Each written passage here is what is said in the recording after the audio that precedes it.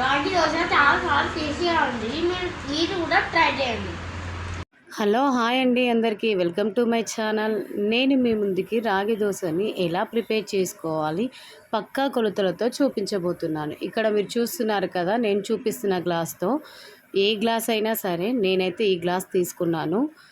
ఆ గ్లాస్తో 3 గ్లాసుల రాగులను, అదేవిధంగా 1 గ్లాసు మినపపప్పును, హాఫ్ గ్లాసు దొడ్డు బియ్యాన్ని తీసుకోవాలి.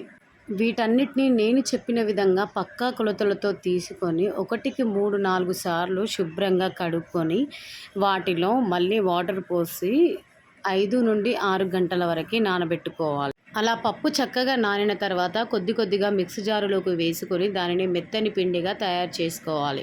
అలా తయారు చేసుకున్న ఆ పిండిని ఓవర్ నైట్ నానబెట్టుకోవాలి.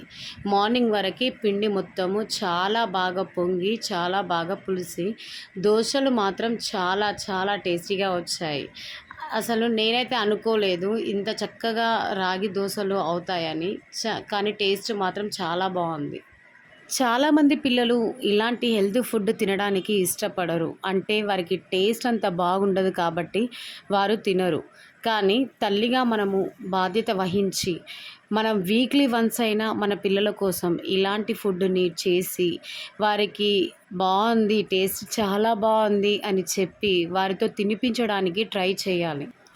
రాగులతో చేసిన ఏ వంట అయినా సరే తినడం వల్ల మనకు హెల్త్ బెనిఫిట్స్ అయితే చాలానే ఉన్నాయి. రాగులు తినడం వల్ల మనకు ఐరన్ వస్తుంది, అదేవిధంగా కాల్షియం వస్తుంది. మన ఎముకలు కూడా చాలా దృఢంగా బలంగా తయారవుతాయి. మరి ఇలాంటి మంచి ఫుడ్ని మనం తినడమే కాకుండా మన పిల్లలకి కూడా చిన్నప్పటి నుండే మనం అలవాటు చేస్తే ఖచ్చితంగా మన పిల్లలకి అలవాటు అవుతుంది. వారు కూడా ఇష్టంగా వారంతట వారే అడిగి తినేస్తారు. ఇప్పుడు మనం ఉంటుంది ఎండాకాలంలో మనం రాగి జావ, రాగులతో చేసిన రాగి దోశ, రాగి ఇడ్లీ ఇలా ఏదైనా సరే వారంలో ఒక 2-3 సార్లు అయినా సరే మనం తీసుకుంటే మన బాడీలో ఉన్న హీట్ని తగ్గించి మన చలువదనాన్ని అయితే ఇస్తుంది. ఇలాంటి మంచి హెల్త్ బెనిఫిట్స్ ఉన్న రాగులతో చేసిన ఏ వంటనైనా సరే మీ ముందుకు వచ్చిందంటే దాన్ని మాత్రం అస్సలు వదులుకోవద్దు.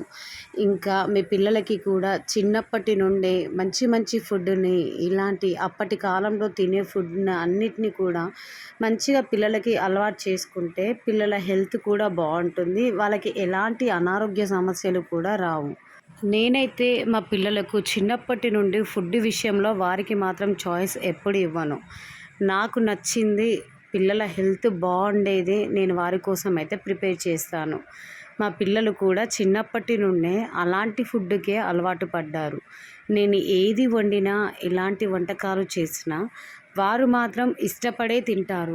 నిజంగా నేను ఈ దోశ ప్రిపేర్ చేసిన తర్వాత మా పిల్లలు తిని టేస్ట్ మాత్రం చాలా బాగుంది మమ్మీ అని చెప్పినప్పుడు మాత్రం నాకైతే చాలా హ్యాపీగా ఉండే. నేను కూడా ఇంతకుముందు ఎప్పుడు రాగి దోశను చేయలేదు, ఇదే ఫస్ట్ టైం చేశాను. నాకు కూడా టేస్ట్ విషయానికి వస్తే చాలా చాలా బాగుంది, చాలా బాగా అనిపించింది తింటుంటే కూడా.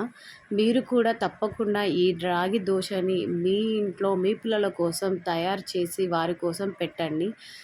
ఖచ్చితంగా మీ పిల్లలు ఇష్టపడే ఈ రాగి దోశను తింటారు.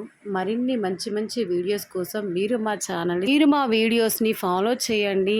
మంచి మంచి వీడియోస్ కోసం మా ఛానల్ని ముందుగా మీరు సబ్స్క్రైబ్ చేసుకోండి, షేర్ చేయండి, లైక్ చేయండి, కామెంట్ చేయండి. ఓకేనా? Bye bye. రాగి దోశ చాలా చాలా టేస్టీగా ఉంది. మీరు కూడా ట్రై చేయండి.